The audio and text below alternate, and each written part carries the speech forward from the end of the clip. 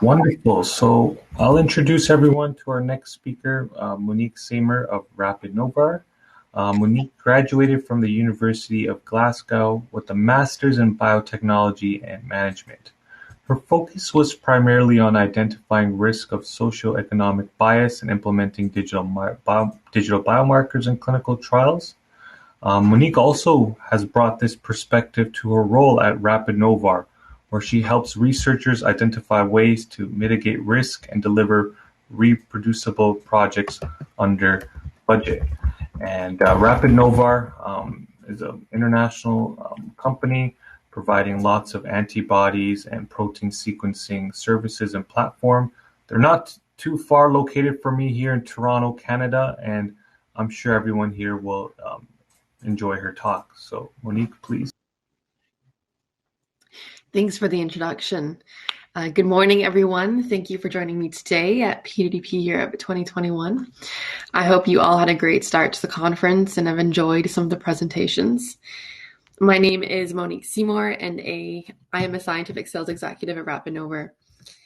So in my role, I work with a variety of scientists to try and achieve their research goals, either by trying to solve some of their problems regarding protein and antibodies, or by providing them with tools to further their antibody discovery research. So today I will be talking about non-fungible antibodies, what they actually are and their implications, as well as applications in our industry. So what you're looking at here isn't just a bunch of random pictures put together in a slide. It's actually a piece of artwork created by the visual artist Beeple. It's entitled 5,000 Hours, and it involves 5,000 pictures taken each hour for 5,000 hours, capturing someone's life. It is a digital piece of artwork, and it's also the 6th most expensive piece of artwork by a living artist. It was auctioned for $69 million in a matter of minutes. Now, what makes this artwork unique, other than its crazy price tag, is that it's a non-fungible token, or an NFT. And the fact that it's an NFT is what really enables this piece of artwork to hold the monetary value that it currently has. Now, some of you may be going, what is a non-fungible token, and how has it enabled a piece of art to be worth $69 million? Well, with the help of blockchain technology, the original version of this piece of artwork has a unique digital stamp that certifies its originality. It's much like having the original Mona Lisa. In today's world, instead of looking at paint strokes or the actual paint to determine the physical authenticity of the physical painting, you can look at the coding behind the NFT to prove the digital originality. The concept was first created in 2014 by Anil Dash and Kevin McCoy, who partnered up to draft a code that could be used to certify digital art. It was created as a method to protect digital artwork and provide artists with more control of their work. NFTs are secured by Ethereum blockchain. No one can modify the record of ownership or copy or paste an NFT into existence.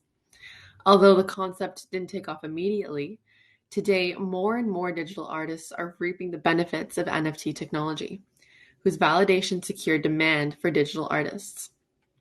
Now, I'm sure some of you are listening in and are thinking that I've accidentally showed up to the wrong conference talking about certifying digital artwork. But don't worry, there is a correlation, I promise. So this whole idea had me thinking, if we take a step back and look at the concept, what really stands out? To me, it was the use of non-fungibility and the use of code as a method of certification for non-fungible items. But what exactly is fungibility? Well, according to Merriam-Webster, it's being something such as money or a commodity of such nature that one part or quantity may not be replaced by another equal part or quantity in paying a debt or settling an account. Now, obviously, this is more of an economic definition.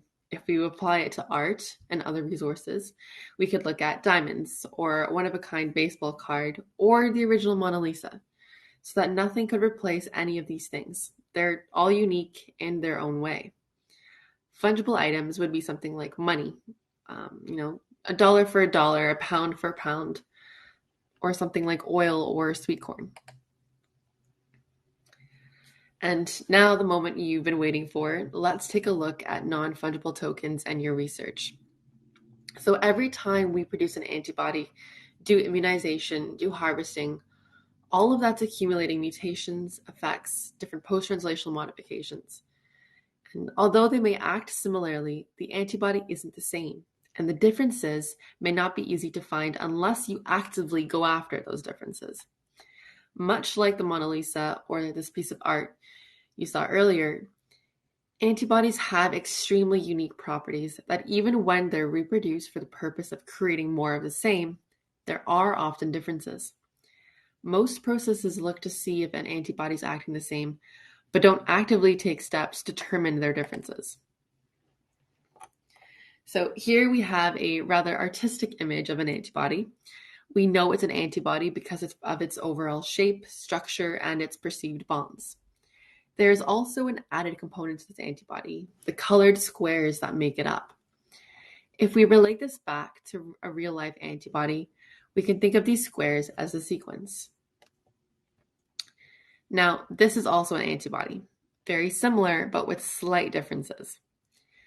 We can see that what they're made up of, the squares or the code, make them different. From far away, we could assume that the potential activity of these antibodies are the same.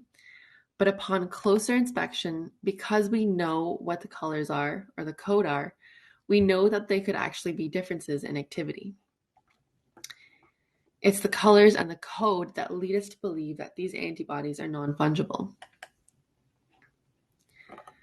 Now, within the industry, there are ways for us to look at the uniqueness of an antibody in a more comprehensive manner. And that would be the publications that I have listed. Research publications represent an additional source of validation proof for commercially available antibodies, and as such, many scientists rely on publication references to decide on which commercial antibodies to purchase. There are several independent efforts that exist to compile all this information. An example of this is a resource research identifier, also known as an RRID. Now, these numbers are assigned to reagents, antibodies, and publications to help increase transparency in research.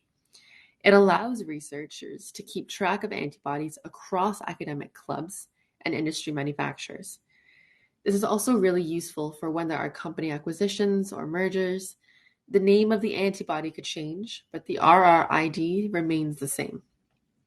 Although our IDs do exist, unfortunately, they're not integrated amongst the science community, nor is it used in most of the databases that are listed here. The antibody registry is the only official antibody database that includes the RID identifier. Now, a problem with the RID is that the catalog number continues to migrate as batches change. I'm sure many of you have experienced antibody activity changes when you buy antibodies from different batches or suppliers. So although the RID is saying that it's the same antibody across different naming conventions, there could still be variation even within that RRID. Now, I've mentioned antibody uniqueness quite a bit, so I want to actually take the time to go into detail about what makes an antibody unique or non-fungible. So we have changes in DNA production, as well as the environment in which the antibody is being created, variations in cell lines, and a wide variety of post-translational modifications. Now, I've separated these into 4 different areas, but that by no means symbolizes that they are exclusively what they are. Many of these comments here are very much interchangeable, and there's most definitely a direct link between protein and DNA modifications and biological and controlled environments. So naturally, when you're dealing with DNA, genetic drift is inevitable. If you have quite a few batches of antibodies in the freezer for a long period of time, chances are there has been genetic drift or even degradation if the antibody often goes in and out of the freezer. Additionally, there can be a wide variety of environmental mutations. It could be caused from travel or interaction with other biological elements. And building on changes from the environment, the energy and natural resting states of proteins are very much dependent on the things around them, whether that be a controlled production environment in which temperature, pH, and reducing conditions all contribute interchangeably to the antibody, or variations in biological environment like cell lines. HEC293, E. coli, and yeast all have their own mechanisms for translation, transcription, and ultimately the concentration of the protein that is produced. An antibody produced in HEC293 is going to be different from an antibody produced in E. coli. Regardless of the controls that are put in place to produce the same antibody, nature does have a mind of its own. Now, everything I've mentioned also ties very closely to post-translational modifications. There are so many variables that can cause one post-translational modification. Biophysical interactions that occur in the type of cell line, the physical environment, the production mechanisms, the stability of the DNA, and even the DNA's environment itself. So if we zoom into the antibody, we can see just from this image how many types of post-translational modifications and unique characteristics there are. And this is by no means exhaustive. Deamidation, isomerizations, glycosylation, glycation, this can all happen in many parts of the antibody. Most of these are not even captured or observed by looking at the DNA sequence. All of these small variations ultimately contribute to an antibody's uniqueness. It's only by looking at the end result, the actual protein sequence of the produced antibody, can we really determine whether what we produced is what we thought we were producing. And this can be achieved through next-generation protein sequencing. So further looking at the production of non-fungible antibodies, a study was done to profile IgG1 producing CHO cells to investigate and understand the effects of bioprocessing conditions on productivity and product quality. Shifts in temperature, pH, and dissolved oxygen concentration were found to result in altered productivity as well as product quality, all which contribute to the final biological molecule and ultimately its uniqueness. In one part of the study, differences in deuterium uptake were determined, as it correlates with changes of high-order protein structure, which could ultimately impact safety, potency, and efficacy of the therapeutic molecule. In the image here, mass spectrometry revealed changes in the amino acid sequence, leading to possible structural changes in 7 peptides of the produced antibody. In this image, we see antibody variants that resulted from variations in temperature, deuterium uptake, and pH, resulting in differences in binding affinity. These antibodies were all supposed to be the same, but changes in environment and production resulted in impacts to the cell line process and changes in post-translational modifications, resulting in shifted amino acid sequence and antibody activity. Now, glycation is a post-translational modification that has very large contributions to the activity and affinity of an antibody. It's been observed in manufacturing processes, and not only does it increase the heterogeneity of antibodies, but it affects product safety and efficacy. In the study you see here, non-glycated and glycated fractions were characterized using a variety of biochemical, biophysical, and biological assays. The ultimate goal was to understand the effects of glycation on the structure, function, and ultimately the uniqueness of the antibody. In the image that we see at the bottom of the screen, we can see a correlation of antigen binding with the total glycation measured by mass spec. Even when the glycation was found on the heavy chain, which is thought to have minimal impact, binding still continues to decrease as seen in the bottom right of the slide. So we can easily conclude that characterizing and understanding the post-translational modifications are really important to truly understand antibody function. Intact LC-MS, peptide mapping, and next-generation protein sequencing are able to quantify these glycation levels. So based on the information we've just gone through, discussing what attributes contribute to an antibody's non-fungibility, I believe that the amino acid sequence should be used as a way to catalog an antibody's uniqueness, from genetic drift of DNA, variations in cell lines and production, post-translational modifications, and finally, environmental factors. It is very clear that there is quite a bit of variety out there, even amongst antibodies that are supposed to be the exact same. The only true way to differentiate between one and the other is to look at the antibody itself, the amino acid sequence, the code. So, to provide some background on my work with Rapid in this field, we are a mass spec technology and services company located in Canada. We specialize in proteomics, and more specifically, in next generation protein sequencing, which I will get into more detail about later on.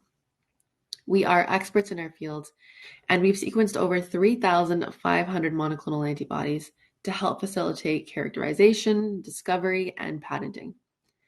We've worked with hundreds of companies worldwide, and the reason why we're so good at what we do is because we have our own proprietary technology and software, which we continue to improve.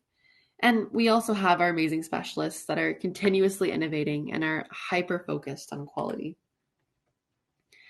Now, I've talked a lot about the use of code as a way to validate antibodies. And when I speak about code, I am talking about the amino acid sequence. But I do want to make it clear that I am by no means saying that DNA sequencing isn't useful or that it shouldn't be used. It is most definitely a great tool, and it should be a starting point for a lot of research. However, it is not the only tool, and protein sequencing can definitely be used complementarily as a way to catalog an antibody's uniqueness. If we compare DNA versus the amino acid sequence in terms of overall accuracy, the amino acid sequence provides a higher level of confidence. If we take a deep dive looking at the actual code of DNA and amino acids, we can see that one does not directly transfer to the other, even though it's called translation. Despite there being over 20,000 human genes, there is not an equal output of proteins. The 20,000 human genes are translated into millions of proteoforms due to post-translational modifications, alternative splicing, and germline variants, which is why the amino acid sequence detailing the actual protein is so important. Now, I've mentioned next-generation protein sequencing a few times, so I wanted to include a brief outline of what it is, and the services Novor offers, and its application in the industry to help researchers understand and make full use of their antibodies' uniqueness. So first off, we have Rrid, which provides the full amino acid sequence of a monoclonal antibody. It was our first service offering and what we built off of to create our newer ones like Rrid. Our Rrid service is a technology capturing monoclonal antibodies directly from a subject's blood sample, which gives you access to the functional native molecules and the ability to produce recombinant antibodies.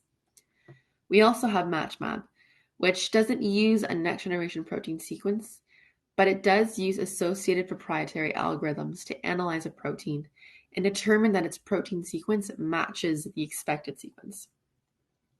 With all of these solutions, speed, reliability, and quality are at the forefront of the values that we have when doing this work to ensure we provide the most accurate sequencing information to enable antibody-centric research. Now, we've worked with a variety of scientists, but specific applications of our services in the context of understanding non-fungible antibodies and requiring the unique sequence have really fallen under these 5 applications, which include discovery and development, IP, regulatory approval, biomanufacturing, and validation and standardization. So first off, we have discovery and development. Our technology has helped enable antibody engineering for humanization. Typically, biopharmaceutical developers would rely on a hybridoma generation or phage display to develop humanized antibodies against antigens of interest. However, homologous monoclonal antibodies originating from other species may already be characterized and commercially available. The sequence of both commercially available or in-house generated anti-animal antibodies can be obtained with 100% accuracy and coverage using Rrid. Now, with the knowledge of a primary structure, different versions of the antibody could be generated to suit the research need, whether that be to engineer a chimeric version or to tweak areas to make it a better therapeutic candidate.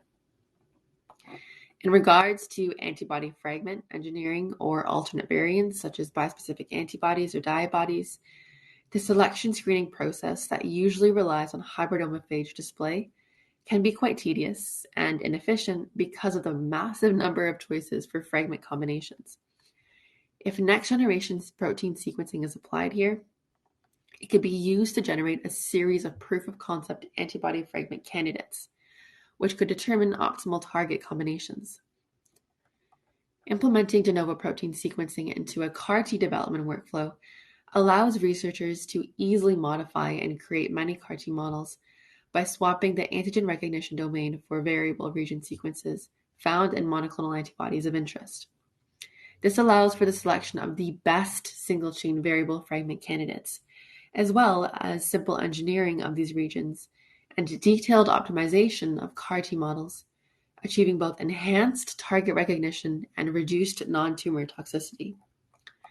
Now, we were the first in the industry to do this using only proteomics, and with our polyclonal sequencing technology, we were actually able to extract monoclonal antibodies from a protein-rich polyclonal mixture for a client that was focused on diagnostic development. Our clients also routinely use our approach and its sequencing technology to develop reagents for commercial use, as well as in-house process development. Without a secure stream of validated antibodies, developers risk non-specific binding and batch variability, or even a loss of supply resulting in wasted time, resources, or worse, project abandonment. Now, polyclonal antibodies are really difficult to characterize. Protein sequencing is useful here as you can extract the amino acid sequence from the protein and know whether there are post-translational modifications that can help with structural characterization. So you can be better equipped to deal with polyclonal antibodies. In terms of how we do polyclonal sequencing, our workflow begins with antigen inoculation. 3 different bleeds are performed, and routine purification is used to extract the IgGs. The antibodies are then affinity purified with antigen-specific purification to enrich for the target antibodies. Now, at this point, we use our de novo protein sequencing technology to assess the sample, and it can be used alongside our deep sequencing RNA-seq and NGS data analysis. At the end of that, we're able to deliver full-length antigen-specific IgG sequences, which include heavy and light chain pairing. We can also go ahead and perform a comparative ELISA in-house and deliver recombinant target antibodies. There are 2 options here. In version 1, we can make use of the combination of genomics and proteomics, and in option 2, we would rely solely on the proteomics component. As I mentioned, monoclonal sequencing is also often used in discovery and development, so I'll break down how we complete it as well. When we receive your sample in our lab, the first thing that we do is determine purity. Once we've okayed the purity of the sample, we can go ahead and do multi-enzyme digests. Now, for context, many people that do next-generation sequencing will use between 1 to 3 enzymes. We actually go ahead and use between 5 to 10. And the reason why we do this is because, well, we've worked with a lot of different antibodies, and we found that our little protease cocktail, as we like to call it, really enables us to have a more holistic view of the protein sequence when it's run through our mass spec. We've also developed unique fragmentation techniques with the mass spec that enable us to better determine between variations of amino acids. To determine the order of amino acids, we have proprietary machine learning algorithms, which we like to call Novor. They do a first draft of the sequence, and then our bioinformatics specialists get involved to ensure that all areas have sufficient coverage and meet our quality standards. Now, we've helped clients with IP applications by providing them with the amino acid sequence and aiding in characterization. These patents have been included for a variety of therapeutics, including T-cell targeting antibodies and bispecifics. The amino acid sequence is globally recognized as a protein's code. There are no ifs, ands, or buts, or variations. The amino acid sequence is the amino acid sequence, so it can be legally used to universally protect newly discovered biologics. Generally, the DNA sequence is used for patenting. However, it has been found by a few of our clients that the DNA sequence included in patents does not actually create the antibody of interest. For regulatory approval, there are two ways in which having the amino acid sequence or verifying amino acid sequence could be helpful. The first is when creating biosimilars, the FDA could require that you match the original biologic. In other words, prove that the biologic sample is the same unique molecule. Protein sequencing really helps here, as there are some things that intact mass analysis and DNA sequencing can't get. Secondly, our technology is becoming increasingly used to generate anti-drug antibodies, control reagents and assays, testing the clinical efficacy and safety of unique biological drugs. In cases like this, the specific sequence is critical to the development of assays, and in many cases, regulatory paperwork may require the exact sequence. With regards to biomanufacturing, Matchmab or Remab can allow scientists to consistently confirm the uniqueness of their antibody throughout the manufacturing process and determine if there are any changes resulting from environment or biological interactions. So, building on the use of Remab and Matchmab for these purposes, a study was done that looked at a variety of different biopharmaceuticals and the maintenance of quality and clinical performance. Cetuximab is a monoclonal antibody which binds and inhibits epidermal growth factor receptor activation. Initial approval was granted in 2004, and commercial manufacturing for the USA and Europe occurred in different facilities by different companies. However, in 2011, it was determined by the FDA that there was a 22% higher pharmacokinetic exposure in patients receiving US material. Now, while a difference in pharmacokinetic exposure does not necessarily impact drug safety or efficacy, there is a risk that higher exposure results in clinical differences. This study suggested that the use of mass spec to quickly, sensitively, and accurately detect a plethora of protein variants in a single analysis, which could help prevent situations like this. The paper also suggested that mass spec has become an effective tool in manufacturing process development. Next-generation protein sequencing can provide further insights for generating product and processes to understand and inform control strategies, ensuring product consistency and safety. Now, when we break down antibody validation and standardization, we see specificity and reproducibility. Specificity is generally where the focus is, and reproducibility is typically achieved by repeating steps from specificity or checking that the sequence remains the same by performing Matchmab, traditional peptide mapping, liquid chromatography, or nucleotide sequencing. It is worth noting that specificity tests may not address additional chains or progressive changes. It will take many tests repeating specificity to figure out what's going on. Now, if mass spec was used to determine if something was wrong, reproducibility results would be attained much faster. When validating antibody reproducibility through traditional peptide mapping, you take the sample, you complete a digestion, you run it through the mass spec, and determine the sequence based on a database.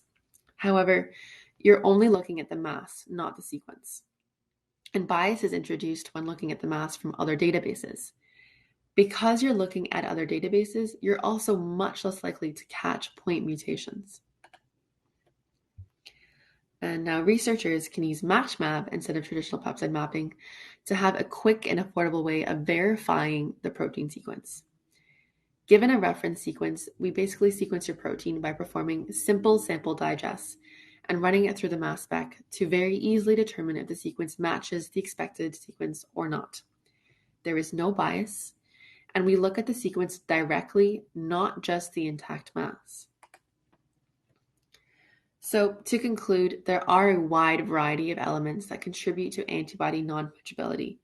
And what we've seen is that there is an industry gap in validating antibody originality and uniqueness.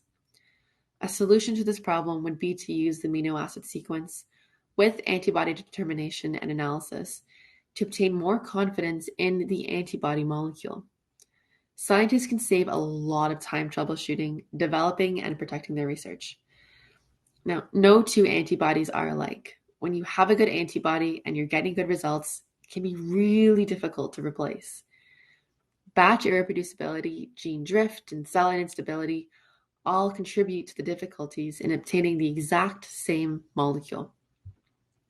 Next generation protein sequencing has helped our clients in all of these situations, and most importantly, in the continuation of their prized antibody. So thank you for your time, and to not be too cheesy, I hope I've shown you today that antibodies are indeed non-fungible.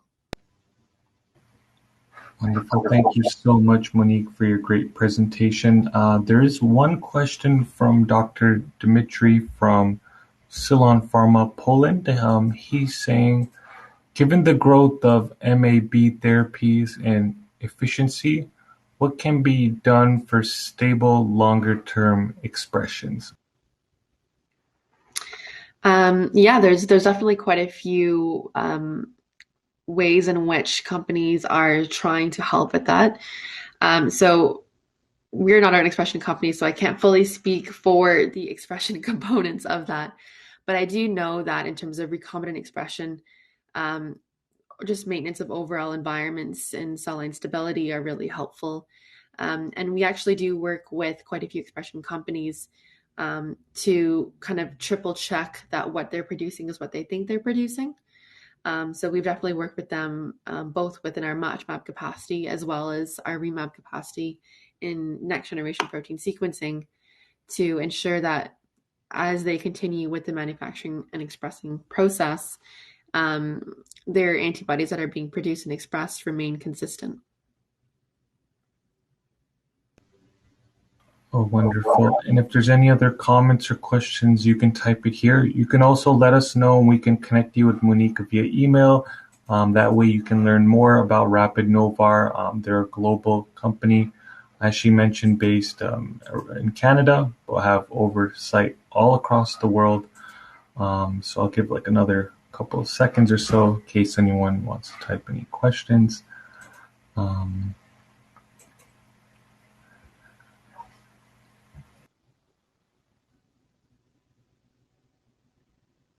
Yeah, and just want to clarify, Monique, for our audience, you guys are operating globally, including Eastern Europe as well? So we operate our main facilities in Canada, but we work with clients from all over the world. Okay, great, Yeah. great. That's good to know. Awesome. Alrighty, Monique, thank you so much for your presentation today.